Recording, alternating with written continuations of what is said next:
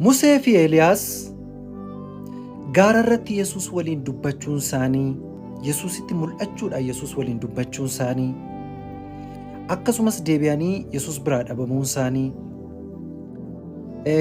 bartoonni gooftaa keenya Yesuus Kiristoos Musee fi Eeliyaasiin Yesuus biratti arguurraa kan ka'e bakka kanatti argamuun attam gaariidha, attam bayeessa, godoo sadii in ijaarra, tokko siif, tokko Museef, tokko Eeliyaasiif jechuun isaanii Waaqayyo duumessa guddaa keessaanii bartoota sanatti dubbachuunsaa maal argisiisa? Arra dhoksaa kanaa waliin baranna jechuudha. Obboloonni viidiyoo kanaa dhaggeeffachaa jirtan akkuma baratame viidiyoo kana koppii liinki sheerii poost gochuudhaan dubbii sagalee Waaqayyoo kana tamsaasa. Wangeela dhageessisa. Wangeelli akka lallabamu warri barbaadan, dubbiin sagalee Waaqayyoo qajeeltoota akka barsiifamu warri barbaadan, Baayibili isteedii sirrii, hiikaa afuuraa gaarii asirraa argachuu warri barbaadan pilaatfoormii kana foolee godhadhaatii daddabarsaa dhaloonnis akka foolee godhatanii duukaa bu'an taasisaa. Ayyaanni Waaqayyoo isiniif haa baay'atu. Kallattiidhaan gara barumsa keenyaatti adeemna. Egaa argaan kun Luqaasii boqonnaa 9 lakkoofsa 28 hanga 36 irratti argama. Akkas jechuudhaan jalqaba.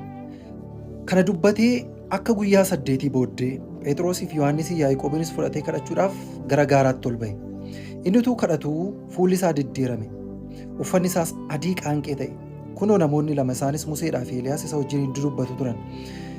Ulfinaan mul'atanii waa'ee waan inni du'a isaatiin Yerusaalemitti raawwachuudhaaf jiru dubbatan. Yommus Phexrosii fi isa wajjin kan jiran hin mugu turan. Isaan yommuu dammaqanis ulfina Yesuus namoota isa wajjin dhaabbachaa turan lamaanis hin arganii. Museenii fi Eeliyaas yommuu Yesuusitti gargar ba'an Phexros yaa barsiisaa asitti argamuun keenya attam gaariidha, kottaa asitti godoo sadiin ijaarraa, tokko siif, tokko Museedhaaf, tokko Eeliyaasiif jedhee waan dubbatu garuu hin beeku turedha. Egaa kutaan kun maal argisiisa? Gooftaan keenya Yesuus Kiristoos kadhachuudhaaf bartoota kana sadan fudhatee gara gaaraatti ol ba'ee utuu kadhachuutti jiru fuulli isaan diddiiramedha. Uffanni isaas qaanqee adii ta'edha. Ulfina waaqummaa isaatiin mul'ate. Warri waa'ee isaa dhugaa ba'aa turan kakuu moofaa keessatti karaa gaaddidduutiin isa argisiisaa turan Musee fi Eeliyaasis tulluu yookaan gaara inni irratti kadhachaa turetti itti mul'atanii isa waliin utuu dudubbatanii Macaafi Qulqulluun dubbata. Achii booddee bartoonni Yesuus Kiristoosiin kadhachaa turanii gidduutti mugaa turan irribaa gaafa dammaqan Yesuusii Eeliyaasiif Musee wajjiniin ulfina guddaa keessa ta'e utuu waliin dudubbatanii waa'ee wanta Yesuus Kiristoos Yerusaalemitti du'uu isaatiin raawwachuudhaaf jedhu utuu dudubbatanii arganii yeroo isaan gara Yesuus Kiristoositti dhufanii Eeliyaasiif Museen Yesuusitti gargar ba'an hin dhabaman deebi'anii jechuudha. Achii booddee Phexrosii miira keessa galuudhaanii godoo sadii asittiin ijaarredha. Asitti argamuun attam gaariidha, godoo sadii asittiin ijaarra. Tokko siif jedheen Yesuusiin, tokko Museedhaaf, tokko Eeliyaasiif jedhe. Achii booddeetti fufee yoo dubbifattanii Waaqayyo duumessa guddaa keessaan Yesuusii fi bartoota kana sadan golboobuudhaan duumessa sana keessaan ilmi koo inni jaallatamaan isa dhagaa'e. Ilma koo tokkicha kana dhaga'a jedhe. Maal dabarsuu barbaadeetu? Egaa Museef Eeliyaas Yesuus Kiristoos biratti argamuun isaanii, Museen Eeliyaasis fakkii wanta lamaa kakuu moofaa keessa taa'anii Yesuus Kiristoosiin argisiisaa turan akka ta'an beektu jedhee yaada. Wangeela Yohaannis boqonnaa 5 lakkoofsa 45 hanga 46 yoo dubbifattanii Yesuus Fariisotaan akkas jedhe. Ani abbaa koo duratti isin hin hadheessu, isin hadheessu tokko jira. Innis Musee isin abdattanidha. Seera ibsuu gaafa barbaadu jechuudha. Kanaaf Museenii fakkii lamaatiin Yesuus Kiristoosin argisiisa. Tokkoffaa raajii guddicha ta'uutiin saba Israa'el biyya Misir keessaa baasee gara biyya isaaniif abdachiifame biyya Kanaanitti geessuudhaaf kan saba Israa'eliin bilisa baase ta'uudhaan Yesuus Kiristoos raajii guddicha Waaqayyoo isa biyya lafaatti amantoota bilisa baasee ta'uudhaan isa argisiiseera jechuudha. Karaa biraatiin immoo Museen fakkii seeraati. Wangeela Yohaannis boqonnaa 5 lakkoofsa 45-46 irratti isiniif ibsa jechuudha. Egaa bakka kanatti Museen kan Yesuus Kiristoositti mul'ate kara gaaddidduutiin kakuu moofaa keessa taa'ee waa'ee Yesuus Kiristoos dhugaa ba'aa turuusaa, gaaddidduu Yesuus ta'ee waa'ee Yesuusin argisiisuusaa, waa'ee Masiihiif Kiristoos isa dhufuudhaaf jedhu, isa qaamaan mul'achuuf jedhu argisiisaa akka turee fi yeroo isa dhumaatiif Yesuus Kiristoos biratti argamuudhaan Yesuus Kiristoos qaamicha inni kakuu moofaa keessa taa'ee gaaddidduun isa argisiisaa ture akka ta'e mirkaneessee dhabamuudhaaf Yesuus Kiristoos biratti argame jechuudha. Eeliyaas immoo fakkii seerotaati. Eeliyaas fakkii raajotaati. Eeliyaas fakkii raajota kakuu moofaati. Raajota jechuun onnachiiftuu seeraa warra seeratti humna godhanii jechuudha. Erga seerri kenname booddee sabni Israa'el seera akka eeganiif seera warra cimsaa turan, warra seera Waaqayyoo saba Israa'el irratti hojjisiisaa turan, hojiitti hiikaa turanidha jechuudha. Egaa akkuma Luqaasii boqonnaa 16 irratti seerriif raajonni amma bara Yohaannis cuuphaate turan jedhu Musee fi Eeliyaas fakkii wanta lama, fakkii seeraa fi fakkii macaafa raajota kakuu moofaa ta'uudhaan Yesuus Kiristoos biratti argamuun isaanii qaamicha sana dhugoomsanii nuyi fakkii turre, nuyi kaleessaa gaaddidduu turre, inni dhugaan qaamichi garuu isa kanaa, isa dhagaa jedhanii yeroo isa dhumaatiif waa'ee qaamichaa mirkaneessuudhaaf Yesuus Kiristoos biratti argaman.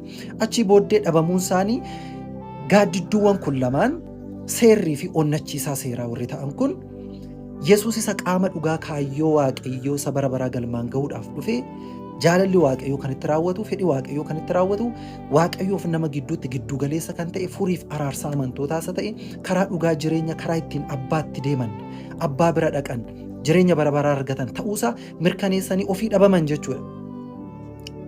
Yesuusin achitti dhiisanii. Achii booddee Yesuus waliin dubbachuu isaanii understanding goone Yaaqoob, Yohaannisii fi Phexros Yesuus biratti dhufanii asitti godoo tokkosiif, asitti godoo kan biraa Eeliyaasiif, asitti godoo biraa Museedhaaf ijaarra godoo sadeedhan. Gaaffiin isaanii roga tokkoon gaarii yoo ta'e iyyuu kaayyoo Yesuusiin faalleessaa jechuudha. Isaan kan mirkaneessuu dhufan qaamicha Yesuusiini. Isaan kun immoo ammayyuu Eeliyaasiin Museen nu barbaachisu jedhan. Godoo in ijaarra jechuun seerris onnachiisaan seeraa raajonni kakuu moofaas itti fufanii si waliin haa deddeebi'anidha. Kun immoo isa Yesuus Maatewos boqonnaa 5 lakkoofsa 17 irratti seericha fiixaan baasee ofii isaatii itti fufee amantoota galmaan ga'uudhaaf akka ayyaana Waaqayyoo isa kakuu haaraa keessatti amantoota fayyisuu fi amantoota fiixaan baasuutti hojjechuusaa Yesuus Kiristoos fayyisaa dhugaa, karaa dhugaa, tokkicha ta'uusaa faalleessa jechuudha. Kanaaf gaaffiin isaanii godoo tokkicha asitti Museedhaaf jechuun seerri itti fufee haa dhaabbatu, seera deebisnee dhaabnaa jechuudha. Yesuus Kiristoos immoo seera fiixaan baasuuf dhufe malee seerri itti fufee haa jiraatu miti. Inni dogoggoree jechuudha. Asitti immoo godoo kan biraa Eeliyaasiif dhaabnaa jedha. Raajonni kakuu moofaa onnachiisaa seeraa fi warri seeratti humna godhanis itti fufanii haa jiraatanii jechuu isaaniidha. Achittis dogoggora. Yesuus seerichas hojimaata seerichaas yookiin qajeelfama seerichaas fannoo irratti tetelestaa jedhee fiixaan baasee kakuu isa caalu dhiiga isaatiin dhaabee amantoota isatti amanan seera jireenya hafuuraa jala gashuudhaaf, ayyaana Waaqayyoo jala gashuudhaaf utuu jiruu isaan kun immoo seeratti fufsiisnaa jedha. Kana gidduutti Waaqayyo samii irraa duumessa keessaan isaanitti dubbate. No. Godoowwan lamaan sun hin barbaachisan jedhe. Yesuus duwwaachitti hambisuudhaan inni barbaachisu isa kana. Gammachuun koosatti raawwatame isa qofaa dhagaa, isa dhakaraan, isa dhugaan, isa jireenyi ittiin jedhe jechuudha. Kanaaf Musee fi Eeliyaas achitti argamuunsaa akka gaaddidduutti yeroo isa dhumaatiif qaamicha Yesuusin mirkaneessuudhaaf achi dhabamuun isaanii barri seeraa fi barri hojimaata seeraa xumuramuusaa argisiisuudhaaf. Yesuus qofaan achitti hafuunsaa inni fayyisaa kakuu haaraa, ayyaana Waaqayyoo kakuu haaraa keessatti biyya lafaa fayyisu duwwaaf duwwaa ta'uusaa mirkaneessuudhaaf. Waaqayyo samii irraas isa dhagaa jechuun ilma koo isa dhagaa, gammachuun koosatti raawwatama, karaa dhugaa jireenyi isadha, namoonni hundumtuu karaa isaa qofaan gara koo dhufu jechuusaadha jechuudha. bifa kanaatiin qalbifadhaa ayyaanni waaqayyo isiniif haa baay'atu.